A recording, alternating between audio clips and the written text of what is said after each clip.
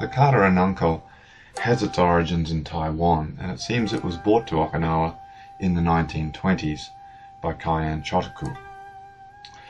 Probably the best research body for this is the text called Unante by Hanshi Sells, a karate historian with a shito-ryu background.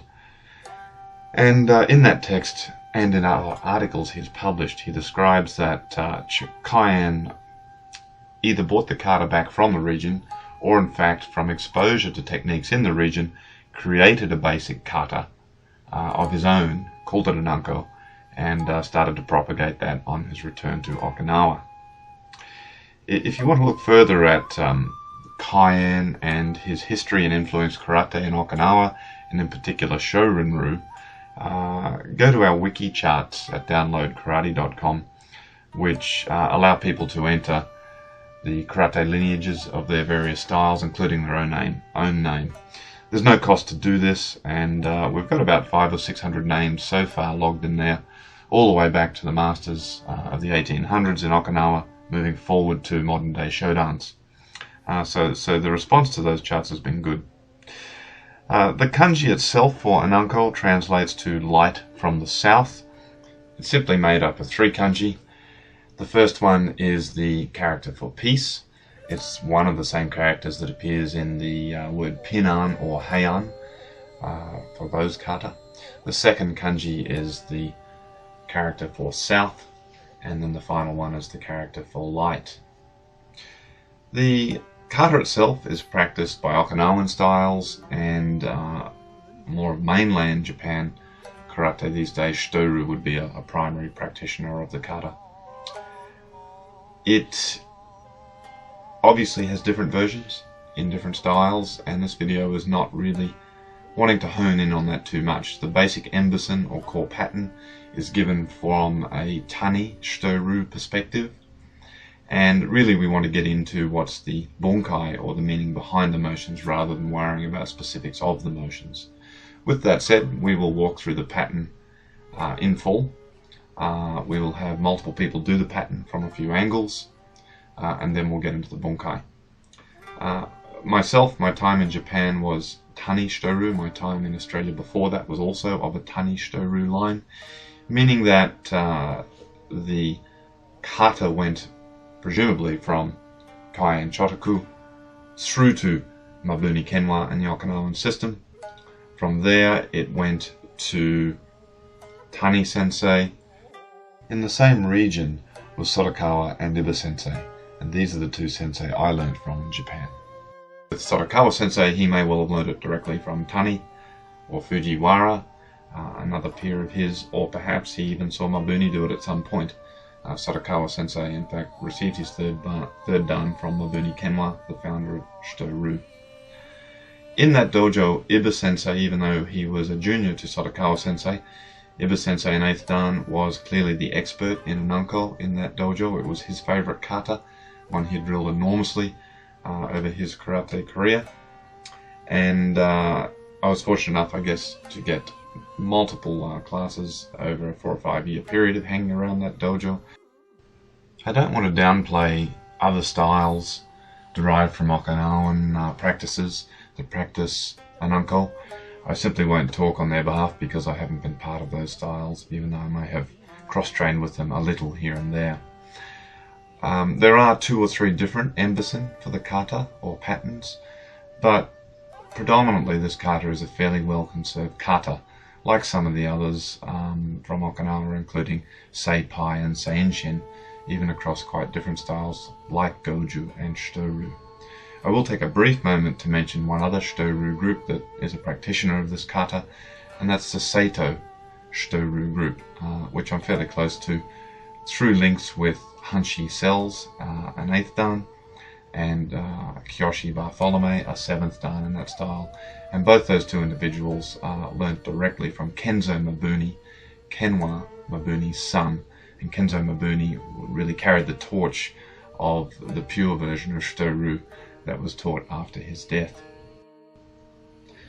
As we jump into the videos now of the kata and ultimately the bunkai, we're going to show the kata done by 3 different people. Myself firstly, at around about age 32 or 33, probably 33 actually, just after getting 5th dan, and I was fresh out of Japan. We're then deliberately picking someone younger at a lower rank, and one of my senpais, Senpai Nick Lukic, will demonstrate the kata in tournament conditions. He was around about 21 or 22 years old at the time, and had just received Sandan. Then finally we are going to look at Sensei Greg Scoville in his mid-50s doing the kata. So we're getting 3 different age groups, and Sensei Greg Scoville is a 4th dan at the time of doing the kata. Has studied karate himself since the early 1970s, with stints in taekwondo and kung fu and kyokushin, but shito-ryu is where he settled in his training. So I think it's useful to see different age brackets, different physical abilities, different approaches to kata, hence the 3 different people. A lot of the bunkai we will go through today will be taught somewhat by myself, but especially by Sensei Greg Scoville, getting his angle and approach to the way we look at bunkai. What we would like to stress in this video as an idea is talk about evidence-based practice of bunkai. And this has 2 attributes to it. One is creating a paradigm, and the other is then selecting techniques that are probable based on street statistics, emergency medical department statistics, and auditing UFC fights, etc. The first one, the paradigm, applies to the fact that there is male-on-male violence, law enforcement violence, which is still male-on-male typically, but bouncer police paradigms are different than male assault when it's one-on-one fighting in the street.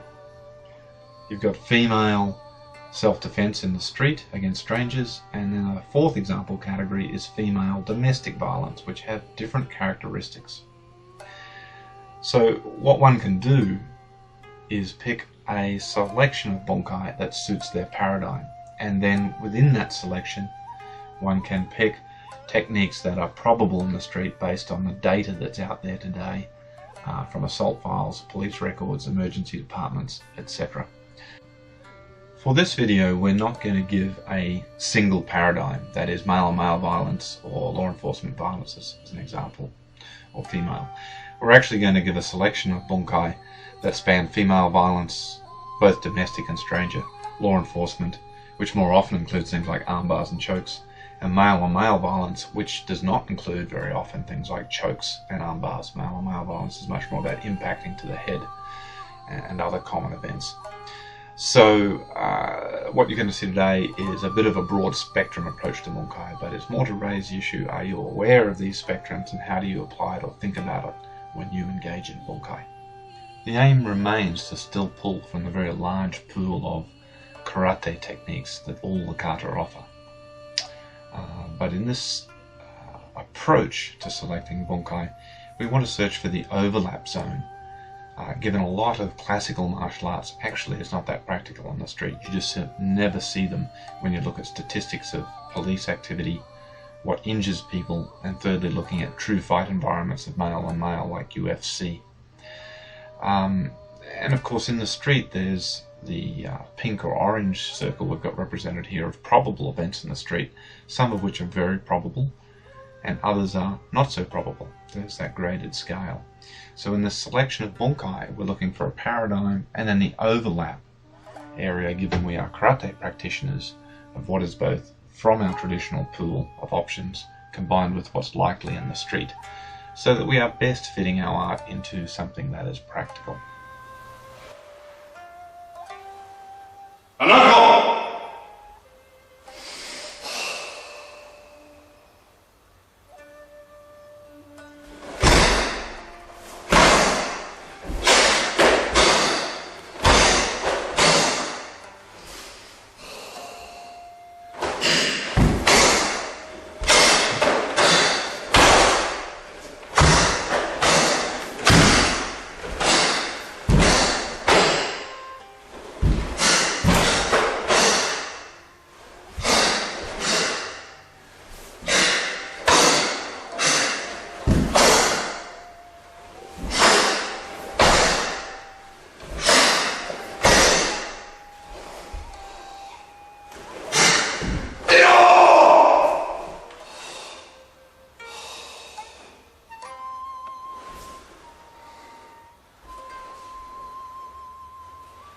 Let's explore the beginning motion in the kata.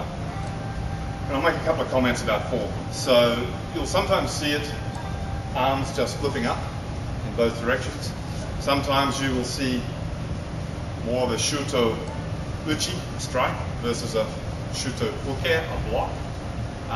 So there's a couple of ways it's done. Usually they're done symmetrically. One this way matches the one this way in the kata. I was taught both ways in the Taiwan and shito-ryu inside Japan.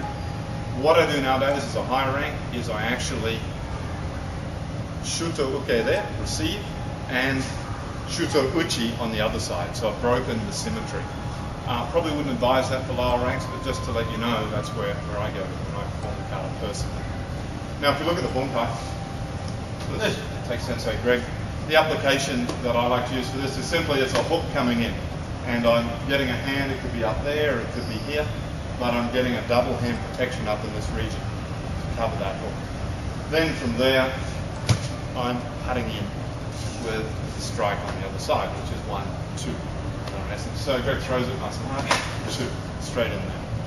And so come in and then come in again to there. If there was time, if he threw it, I might wind up and come back bigger. It depends what window I've got. Or if I start to break and decide, no, there's an opportunity to go back in, perhaps I'll go back in. Right? But you can see in the application why there's an argument for a lack of symmetry in the way the kata is performed. This is clearly that. I can't possibly take time to wind back up here to get a stronger block. While I'm winding back, that's going to arrive. I've just got to go from A to B quickly. This one I've got potentially time to wind up. Notice I break to the side because probably that hand's going to come across next in some way, grab or punch.